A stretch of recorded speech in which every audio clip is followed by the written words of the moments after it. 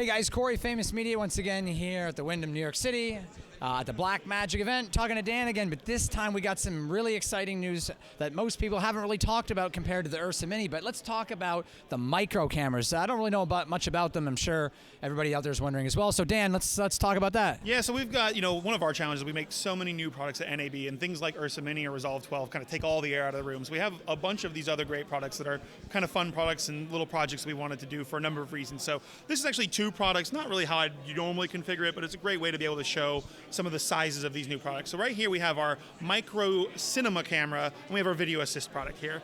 And we came out with two micro cameras. Now people have used our pocket cameras everywhere. They're very affordable. They use as crash cams, student cameras, B cams, A cams. I'm one of them. It's just, it's such a great camera because of how much it does for the price. And what we wanted to do is we wanted to kind of even make that form factor be a little more applicable to a couple of different areas. And one of those areas that we saw was when people were using these as crash cams or they were putting them up on drones, we could actually make these a little bit smaller by getting rid of the monitor itself. So in this actual studio camera, it's got the ability to record SD cards. It's basically a pocket camera sensor, so Super 16 size sensor, but we're able to do the global shutter on this. But all of your adjustments are going to be made over the HDMI to some other monitor. Well, the really great part is if I'm sticking this in the corner of a car as a crash camera, all my transport controls are right on the front. So I can have a video assist coming over here as just a monitor, set all my settings up, make sure I'm in focus, hit record, and walk away from it. You're also going to find it has this great little remote on here, and this remote can do all these pinouts so we can go to different devices to control it. So what we were showing at NAB was putting it up on a drone, having the remote going over to one of these great, remote control airplane controllers, and being able to do all my zoom, focus, start, stop. So now I send the drone up and I turn it when to turn on, tell it when to turn on, tell it when to do its focus, as opposed to just turning on the camera, sending it up, and then controlling with the drone. So, for a same kind of price tag we were talking about before, you get a new kind of functionality with this small form factor. Now, the only thing that's different on the micro studio camera is it has no recording because it's more for live production. So it has SDI outs to go to an ATEM or, of course, can go to a video assist. The nice part on that one is it is a 4K size sensor. So you have to kind of decide if I want to do a 4K image, can I get away without recording, or can I go over to a recording device, or do I want to use the recording of the micro cinema camera? I always got to rethink how I say those to be able to have that. So kind of this great new small form factor for that. And then we have this video assist, which we needed to come out with to be able to use with these products. Now this is a $500 monitor that records. It's a very simple product. It is an HD only monitor and recorder. It will take a 4K image to come off of like our micro studio camera, but it will record only in HD and see and view everything in HD. But it's very simple. You got your couple of scopes down there. It's all ProRes and DNX HD, so this is not like a raw recording, but just a really straightforward device that takes the two normal batteries on the back, or it can be powered. But it's nice. It has SDI and HDMI on it, so it can be a little converter, or it can work with DSLRs. It can work with our own cameras. But for $500, look, I could put a camera up on a jib and run SDI to the bottom to be able to have a nice little monitor there. Or I could use it as a field recorder. Just a nice, flexible $500 unit to be able to have out there. And based on what I'm hearing from you, it seems like you guys have went in a direction where you're not really replacing the pocket camera, you're just adding more options so we can do a little bit more of everything. I still think there's a lot of life in the pocket camera. That form factor is so unique out there, the fact that it looks kind of like a still camera. And we've heard from a lot of people that say, look, I love taking this camera because I have to go into war zones or into other places where I don't want to bring a big camera. Grant had this great line from a couple years ago, you can always make a small camera bigger. And that's true, but you can never make a big camera smaller. So that great form factor of that pocket camera can be used for so many different applications, and obviously it's been very successful for us. But there are some unique things that we can really tackle with this form factor that make it kind of unique, and we think fits into the product line. So it's not a replacement, but it does have some great unique uses with that remote capability that we're excited to show people and have people be using. Let alone we have 1 million VR guys that are coming around saying, can I put 16 of these around and have them all locked together? And so there's a lot of great, cool opportunities that we think these products are going to have out there in the field, in addition to just independent filmmakers and kind of our current customer base. It's an exciting product. It also looks like it takes native LPE6, does that look like the Canon batteries? Yeah, so these are just the standard batteries off the shelf that we can use for both of these. There's none on here, so nothing fancy, nothing proprietary. We try to keep it pretty simple there as well. So it's good to know that it'll work with pretty much batteries that are relatively easy to get and cheap already. Exactly. It does look like there's a fan in here for a little bit of cooling too, right? Yeah, we've got a little bit of fan for the cooling in there. You know, we're able to shed off some of the heat because we don't have to deal with the actual display itself. And the unit itself is basically, you know, the sensor being wrapped with a box and a couple of functionalities. So a very stripped down but unique camera in what it can provide to people out there in the field. The good thing about it too is you can get, like you have here, if you can see, there's a rail setup. So basically, if you really wanted to use it on a shoulder rig, again, with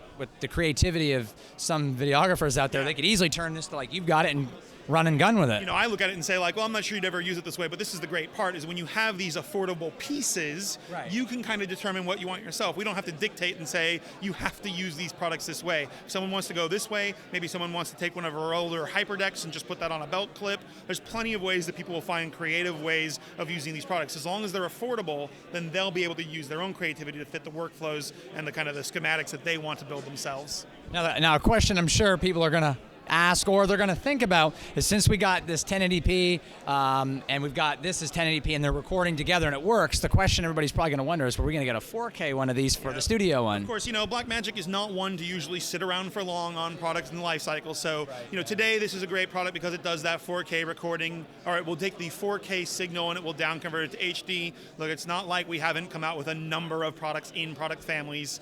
I can't say that that's going to happen here, but you know, when you look down our product roadmap, you know, there's only so many things you're going to do with this. Either sit on it forever, or we're going to continue to develop.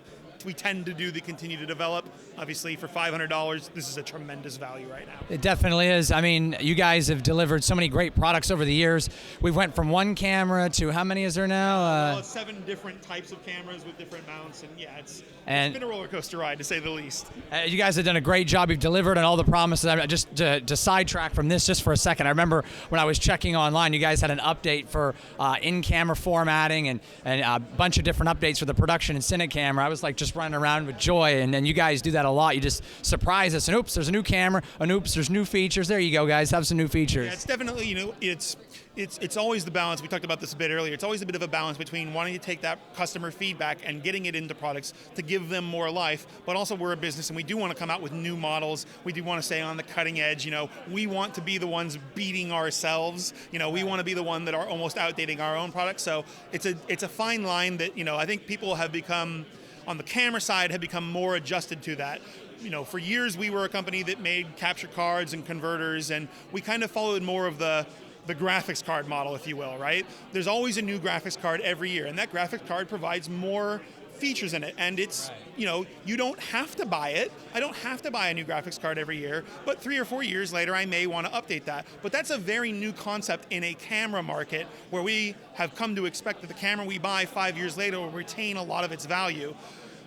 But our market is more of our philosophy is more of we're going to build this amazing product this year, and 2 years from now, that will be an old product. Now that old 3.5-year cinema camera is still an amazing camera. For $2,000, it provides so much, and it's such a great camera. But we've come out with, you know, 7 cameras since then. So, you know, it's not that I think we necessarily have to create 7 cameras every 3 years, but, you know, we are going to always continue to push ourselves, and we always have to balance that by trying to add value. So when you see all those software updates, you know, that is us being conscious about the fact that, you know, there are people that have bought these products that do want more out of them. They can be done more, because those are software updates, but it is a balance between us saying, look, how badly do I want to get, you know, Ursa Mini out within the next, you know, 4 to 6 weeks, or do I want to get these new features, which would be really cool and we really want to do, but, you know. And probably will do eventually, most likely. I would like to think that we will get to a lot of those, but we are not short of ideas and we're not short of feedback, which we all thank you for very, very much. But, you know, we do obviously have this balancing act of getting these amazing products out, hitting these price points, which obviously has a factor in how much you can do with them, and, you know, wanting to continue to push our own development cycles. The thing that a lot of people have to think about too is the fact that just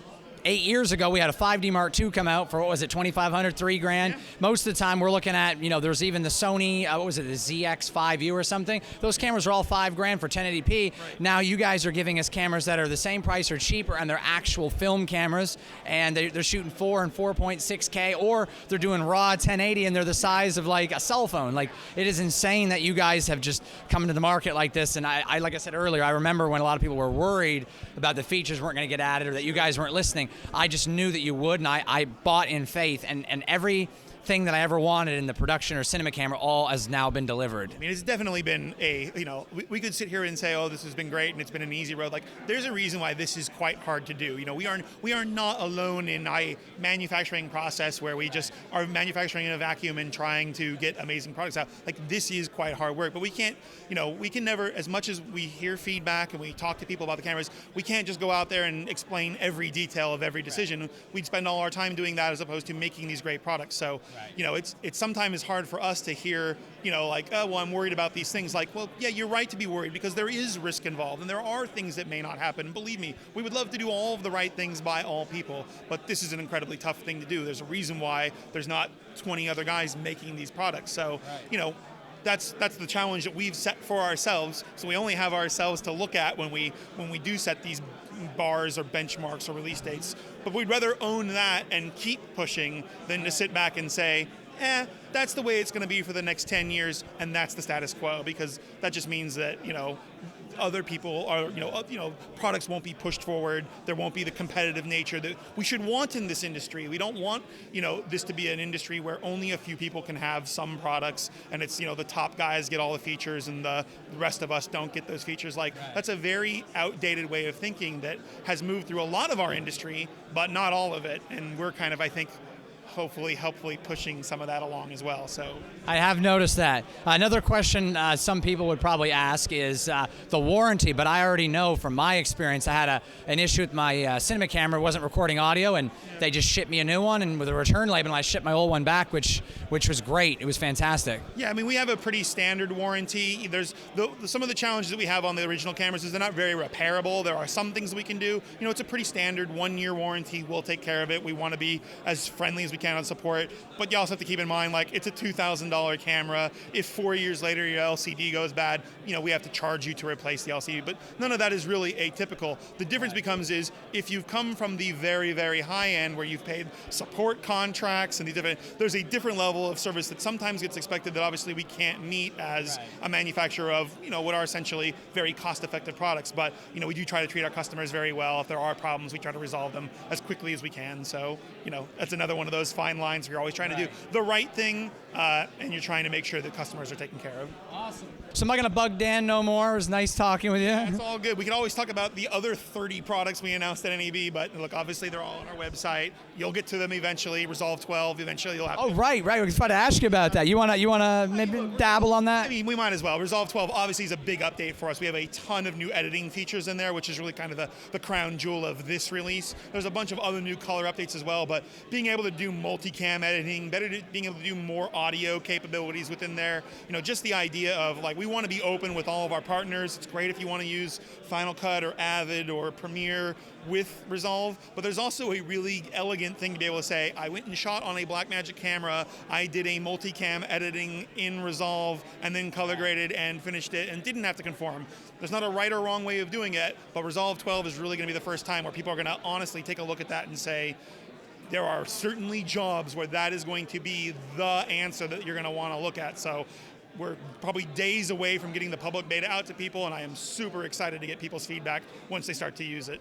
Just imagine Final Cut Pro 10 mixed with DaVinci Resolve. No more round-trip headaches for anybody. There's some really elegant things that can be done. Then again, we're going to continue to always support our partners, but from a one-guy operation to just say, I'm in, I edit, I color grade, I delivered all in one application, it's going to be pretty nice. And you buy an Ursa Mini, 4K or 4.6K, you get Resolve free. Yeah, we have the great free version available for people, and of course Resolve at $1,000, but it comes with so many of our cameras, so it's such a great application, and we've been very successful with it. I think this is just going to be another big leap for us with Resolve 12. I don't think anybody else can be able to compete with that. You're getting, let's say, an Ursa Mini, 4.6K. You're at $5,000, and you're getting $1,000 software for free. That no more round tripping is needed. Where else are you going to get that combo for less than $5,000? No, we have a lot that we have to offer as a company and across our product line, which does also make us unique. So, like I said, I could talk about a million products here, but you'll find more online. So, thanks for coming. We appreciate all the feedback people have given us. We are listening. Don't think that we're not. We are. But we are also working hard to get all these products out the door at the same time. So from here at the Wyndham at the Blackmagic event, where Dan has promised me an Ursa Mini early, I'm just kidding. I was speaking with Dan all day. We've been having a blast out here. Make sure to check these products out. They're going to be coming out really soon. I don't really know exactly when, but they're very close. We're getting there. We're getting there. Happy shooting.